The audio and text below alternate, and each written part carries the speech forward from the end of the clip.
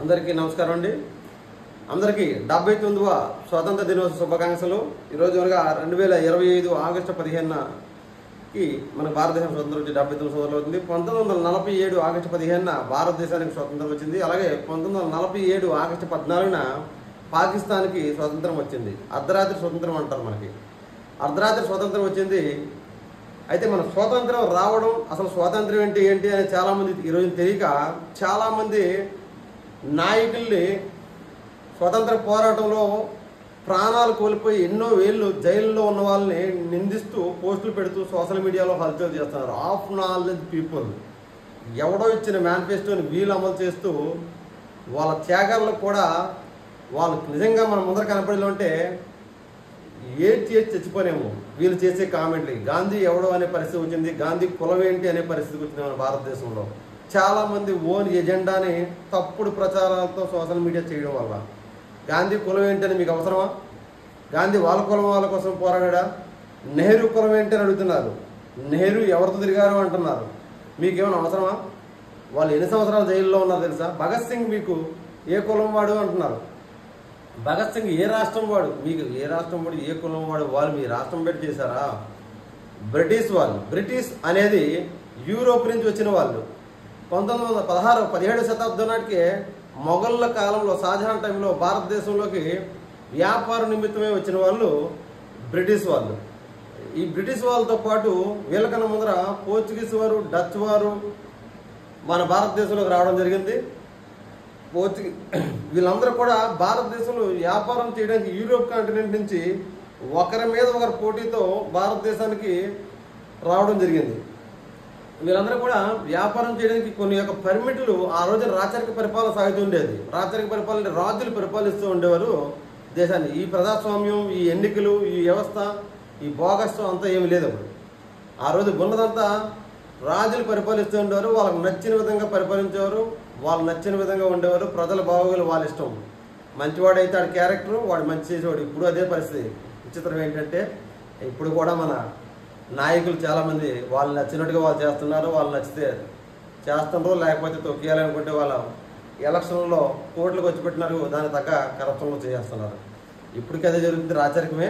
కానీ అట్లీస్ట్ 5 సంవత్సరాలు ఒకసారి వాళ్ళు మార్చడానికైనా మనకు అవకాశం వస్తుంది. గతంలో ఈ పరిస్థితి లేదు.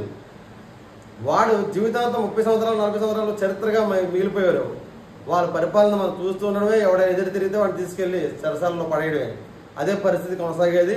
అలాంటి రాచరిక వ్యవస్థ టైంలో మన ఆంగ్లేయులు, డచ్ వారు, పోర్చుగీస్ వారు కూడా మన దేశానికి రావడం జరిగింది వ్యాపార నిమిత్తం. వీళ్ళలో వ్యాపారం వాళ్ళు పోటీ పడుతూ రాజులకి పోటీ పెట్టి వాళ్ళ రాజుల దగ్గర కొంతమంది రాజుల్ని వాళ్ళ పదవిచ్యుతులు చేసేలాగా యుద్ధాలు చేసి వాళ్ళు చనిపోయేలా చేయడం, వీళ్ళు సపోర్ట్ చేయడం, వీళ్ళ సైన్యాన్ని ఇవ్వడం చేసి మొత్తం మీద భారత్లో వాళ్ళు పాగా వేశారు. ఎంత పాగా వేశారంటే ఓల్ ఇండియానే భారత్ నుంచి ఎక్కడ హైదరాబాద్ నిజాం దగ్గర మొదలుపెట్టిన రాజ్యాన్ని లాక్కోవడం హైదరాబాద్ నిజాం దగ్గర మొదలుపెట్టారు. అలా మొదలుపెట్టిన రాచరికం ఎన్ని మొత్తంగా యావత్ భారతదేశాన్ని వాళ్ళ అండర్లో తెచ్చుకున్నారు 200 సంవత్సరాలు. ఎక్కడి నుంచి వచ్చిన యూరోప్ వాళ్ళు. వీళ్ళు చేసే అరాచకాలు ఎంత దారుణంగా ఉండేవంటే మన భారతదేశంలో సొత్తునంతా, సంపదనంతటినీ కూడా ముడి సరుకుని కానీ, సరుకులు కానీ, స్పైసెస్ కానీ ఏదున్నా భారతదేశం నుంచి వచ్చే ఆదాయం. ఇండస్ట్రీ అంటే ఏదో కంపెనీలో ప్రొడ్యూస్ అయ్యే ఐరనే కాదు, మిగతా ప్రతిదీ కూడా స్పైసెస్ కూడా ట్రైబల్ ఏరియాలకు వెళ్తే ట్రైబల్ని కూడా వాళ్ళ దగ్గర నుంచి పండే స్పైసెస్ కానీ, వాళ్ళ దగ్గర పండే పంటలు కానీ అన్నీ కూడా వాళ్ళకి అనుకూలంగా పట్టుకొని పోయేవారు. అలా తీసుకొని ప్రజలను కూడా వాళ్ళకి నచ్చిన విధంగా హింసించేవారు. ఎంత దారుణమైన హింస అంటే పర్సనల్ లైఫ్లో కూడా ఎంటర్ అయిపోయేవారు. వాళ్ళకి నచ్చిన స్త్రీలు కావాలని కోరుకుని వాళ్ళు అనుభవించే పరిస్థితిని కూడా చేసుకున్నారు కొంతమంది బ్రిటిష్ అధికారులు. అలాంటి పాలనని పారదోలాలనేసి మనకి 1857 నాటికి మొట్టమొదటిగా మంగల్ పాండే అనే అతను, యూపీకి చెందిన మంగల్ పాండే అతను కలకత్తా రెజిమెంట్లో సైనికుడిగా పనిచేస్తున్నారు. అతను బ్రిటిష్ వారు బలవంతంగా ఆవు కొవ్వుతో నిన్న తోటాలను కొరకమంటే అతను బ్రాహ్మణుడు అవడం వల్ల స్వతహాగా బ్రిటిష్ వారికి వ్యతిరేకించి బ్రిటిష్ అధికారిని చంపేశాడు. దాని ఫలితంగా అతను ఉరిదీశారు. మొట్టమొదటి నిజం చెప్పాలంటే భారత్లో మొట్టమొదటి సిపాయి తిరుగుబాటుకి మంగళ పాండే కారణం అవుతాడు. అలాగే మనకి దాని తర్వాత 1857లో సిపాయిల తిరుగుబాటు మే 10న స్టార్ట్ అయింది. మొట్టమొదటి భారత స్వతంత్ర సంగ్రామం అంటారు దాన్ని. ఈ సిపాయిల తిరుగుబాటుతో హిందూ ముస్లిం సైనికులందరూ కూడా బ్రిటిష్ సైన్యంపై తిరుగుబాటు చేసి ఝాన్సీ లక్ష్మీబాయి లాంటి వాళ్ళు వీళ్ళందరూ కూడా బహదూర్ షా లాంటి మొఘల్ చక్రవర్తి బహదూర్ షా లాంటి వాళ్ళు అందరూ కూడా బ్రిటిష్ వారిపై తిరగబడడం, అలాగే మొఘల్ సామ్రాజ్యం ఆ రోజుతో అదే ఆ వేళ్ళలో మొఘల్ సామ్రాజ్యం కూడా కోల్పోవడం కూడా జరిగింది.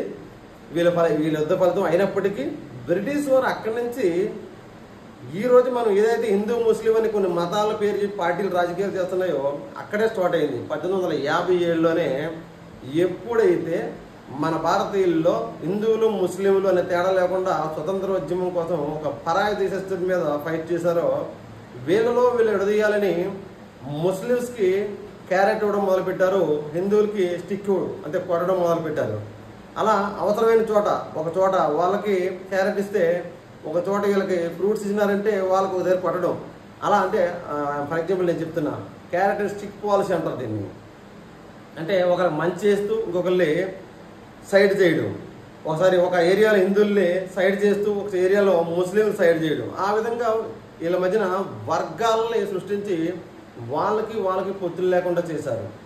ఈ సొంత అన్నదమ్ముల్లో ఉన్న ఈ రెండు మతాల వాళ్ళని అప్పటికే ఎస్టాబ్లిష్ అయిన మొఘల్ సామ్రాజ్యం అంటే ముస్లిమ్సే కదా, వాళ్ళని కూడా మీరు సామ్రాజ్యంలో ఉన్నవాళ్ళు అంటూ వాళ్ళు రెచ్చగొడుతూ, హిందువులు మీరు డామినేషన్ అంటూ వీళ్ళు రెచ్చగొడుతూ వాళ్ళే అలా కలహాలు సృష్టించి సుమారుగా మన 1947 వరకు ప్రయాణం సాగుతూనే ఉంది.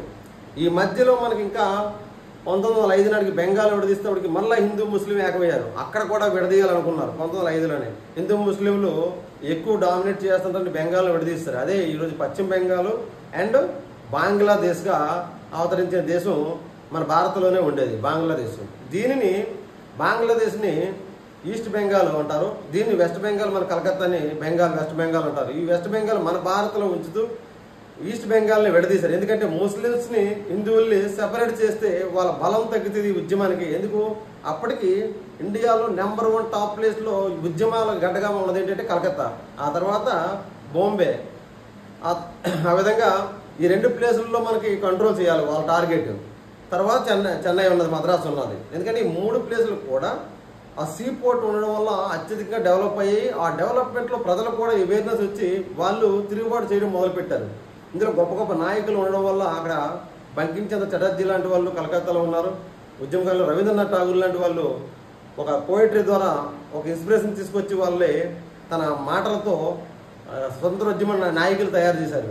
ఆ విధంగా తయారు అవడంతో వాళ్ళని బెంగాల్ విడదీస్తే హిందూ ముస్లిం అక్కడ విడిపోయారు.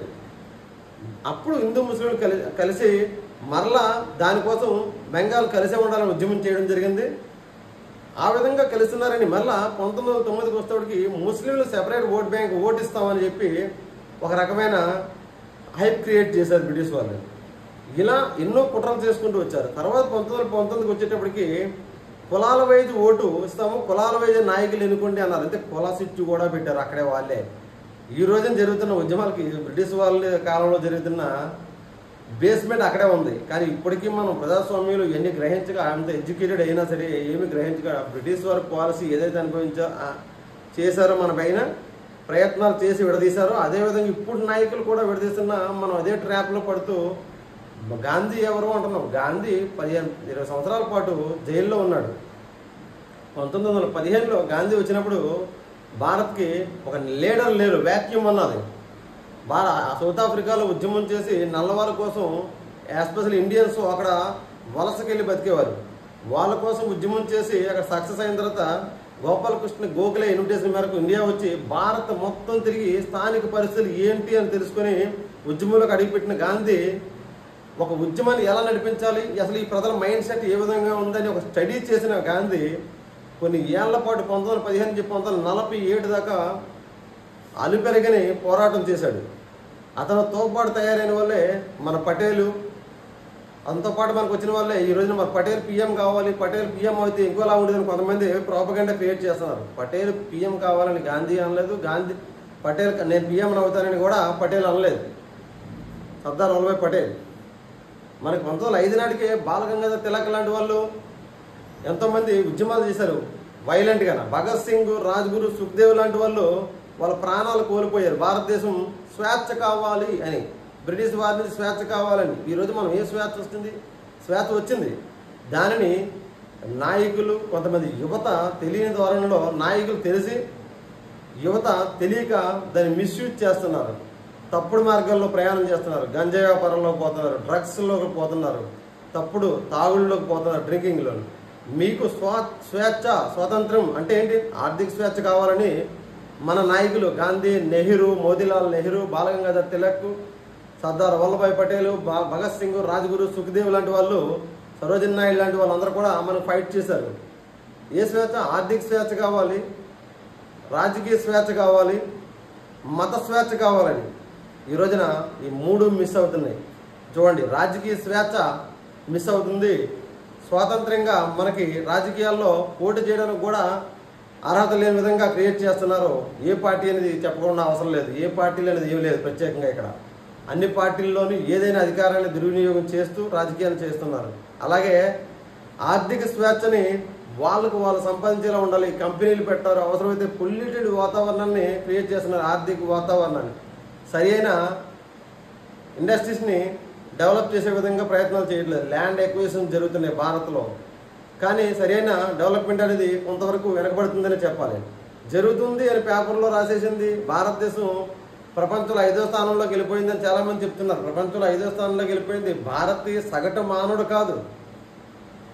ఆక్స్ఫోర్డ్ రిపోర్ట్ ప్రకారంగా top 1% of the high net worth individuals, అంటే అధిక ధనవంతులు 1% ఉన్నారు.